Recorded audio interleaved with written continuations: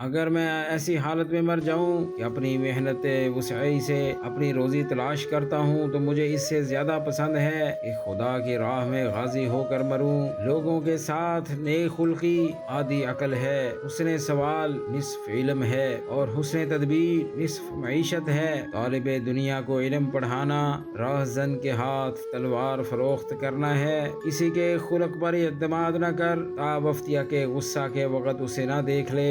جو عیب سے واقف کرے وہ دوست ہے، اور منہ پر تعریف کرنا گویا ذبح کرنا ہے۔ ہنسنے سے عمر کم ہوتی ہے اور رعب و ادب جاتا رہتا ہے۔ یہ موت سے غفلت کا نشان ہے۔ طمع کرنا مفلسی، بے غرض ہونا امیری اور بدلہ چاہنا صبر ہے۔ نیکی کے عوض نیکی حق ادائیگی ہے اور بدی کے عوض نیکی احسان ہے۔ کم بولنا حکمت ہے، کم کھانا صحت، کم سونا عبادت اور عوام سے کم ملنا عافیت ہے۔ بڑھاپے سے پہلے جوانی اور موت سے پہلے بڑھاپے کو غنیمت جان لو۔